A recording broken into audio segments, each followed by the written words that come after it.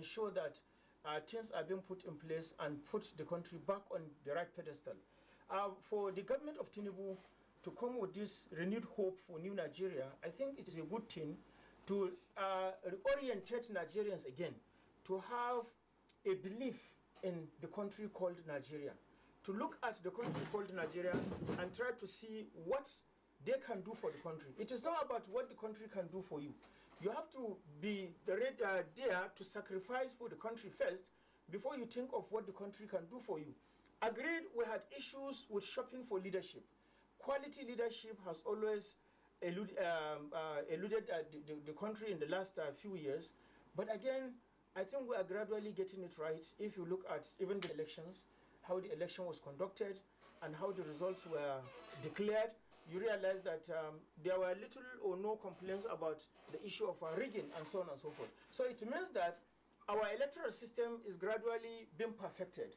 And with time, once it gets perfected, we'll be able to see the kind of leadership that we want. Now, there are so many symbols and signs that are associated with the country in which a citizen is expected to show love and care for such kind of symbols. One, the national flag, yes, the national colors, because the flag symbolizes the national colors. The coat of arms. The coat of arms. The national anthem. The national anthem too. And then even the map of the country itself is equally another symbol that every Nigerian must try as much as possible to have utmost respect for. Because if you say you have the American flag or the British flag, America is not your country. And of course, no matter how high you flew the American flag, the Americans will never be proud of you as a Nigerian. They only look at you as a tool, as that thing that they have been able to coerce into promoting their own country. And for them, you are just nothing.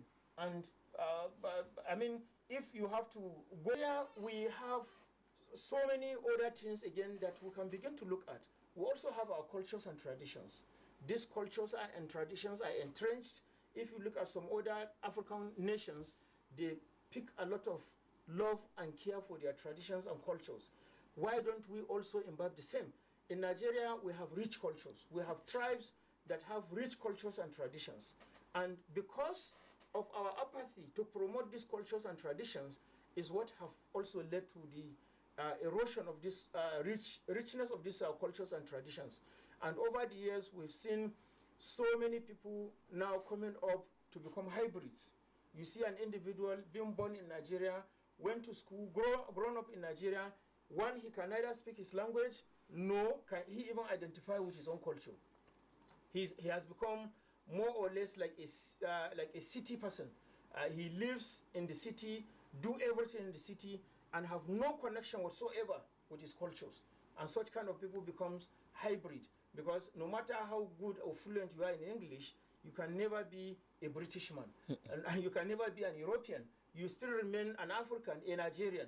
And of course, if you go to any of these European countries, they still look at you as an African, as a Nigerian, and right here, you have lost touch with your own culture. So you can see that this kind of category of people are the ones who have become hybrid, and they are the ones who have less love for the country, because they have no any kind of attachment whatsoever with the values of the country. One, they have no attachment with their cultures, with their traditions, and hence, because of this lack of attachment, they also have no love for all the symbols of the country. All they are looking for is what they can get from the country and not what they can contribute to the country. If you look at so many other situations again, especially when this administration came into office, it came in the midst of so many challenges. First, it was confronted with the issue of non-availability of funding to even take off. And that was what prompted Mr. President then to declare the removal of subsidy right on the inauguration day.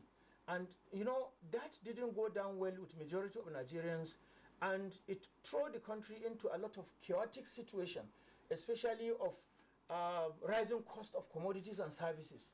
But again, I believe that Nigerians are gradually becoming more acclimatizing with the situation, and the government too have taken so many measures to ensure that these situations are being ameliorated, even though the implementations of the palliative measures were terribly handled by government officials at the grassroots, but at least the government at the federal level have come up with a palliative measures.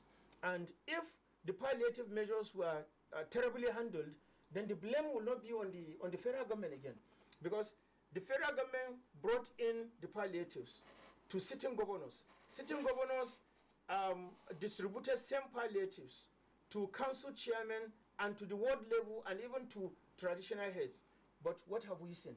The citizens have not been able to feel anything about the palliative. So who do you pin the blame on? Is it Mr. President? Is it the Vice President? Is it the federal government who has given out all of these things? Or is it the government who has equally given out all of these things? Or is it the political leaders at local level who have collected these things and have refused to distribute them?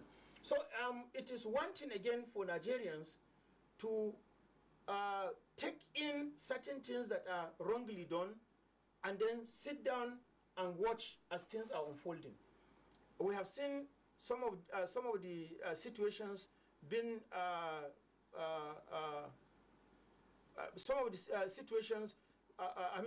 attracting some kind of, take away all those palliative packages that were returned to the market by some unscrupulous elements. And that created a whole lot of sit down and keep silent.